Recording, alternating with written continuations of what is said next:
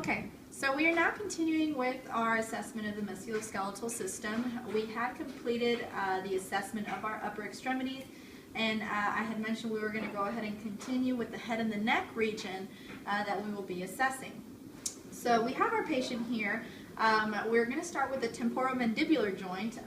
By that, I mean the joint here of the jaw, okay? And in order to begin the inspection, obviously you want to take a look. You want to make sure that you don't see any types of malformations, abnormalities, masses, swelling, anything, really. And then you're going to go ahead and attempt to palpate. So you will put your third finger and second finger here anterior to the tragus of the ear, and you're going to palpate that. Just to make sure that when you palpate it, the patient doesn't complain of any tenderness or pain that he may have, and then you're going to feel to see if there's any type of masses or nodules that you feel there.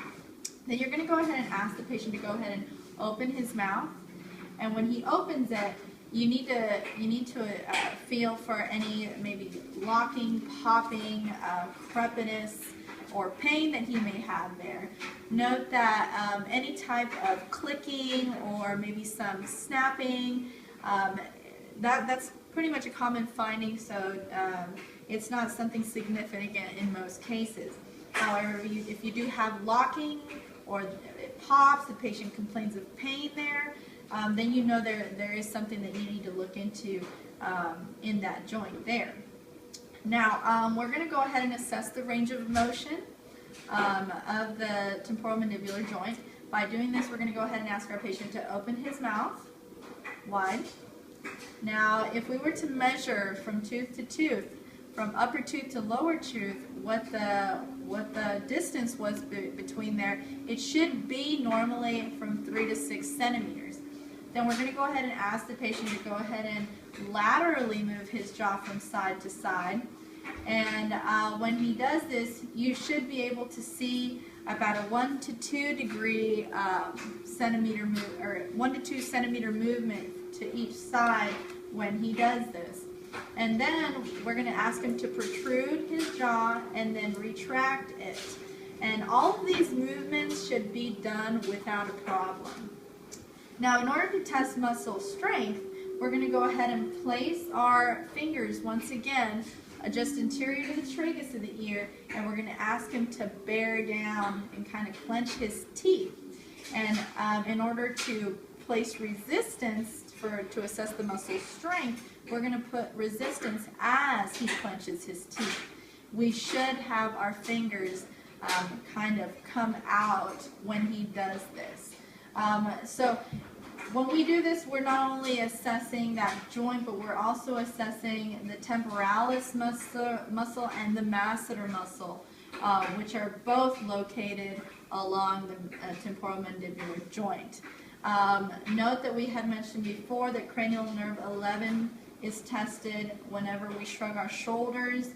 Also, we see the same thing whenever we assess the temporomandibular joint and we ask him to clench his teeth. We are also assessing cranial nerve 11.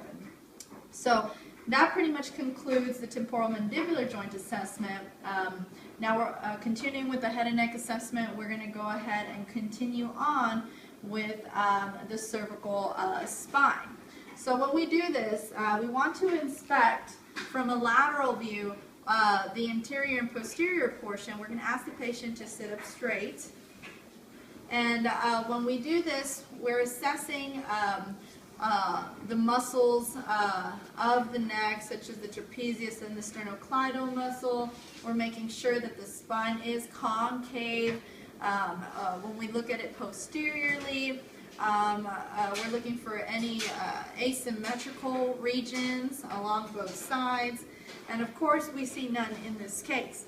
Now, we're going to move on to palpation. So when we palpate, we're going to be palpating, we're going to start off with just the neck in general, making sure we don't feel any nodules anywhere, because notice that we do have our thyroid gland there as well, which and in some cases may have some nodules in it.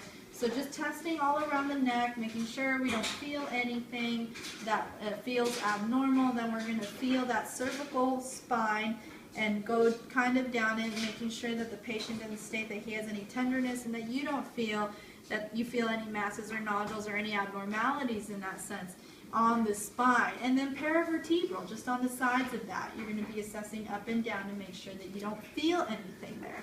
And then of course you're going to feel down the trapezius muscle, making sure that it has good tone, as well as the sternocleidomastoid muscle that comes along each side of the neck, making sure that it has good tone as well. It shouldn't be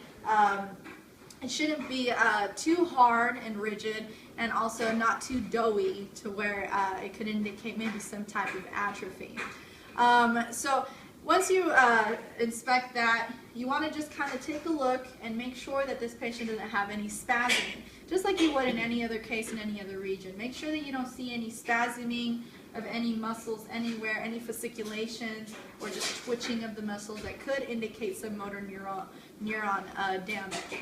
So after you finish doing that, we're going to go ahead and again evaluate range of motion. So when we evaluate the range of motion of the neck, okay, making sure the neck is aligned with the spine, we're going to go ahead and ask the patient to bring his head down and touch his chest with it.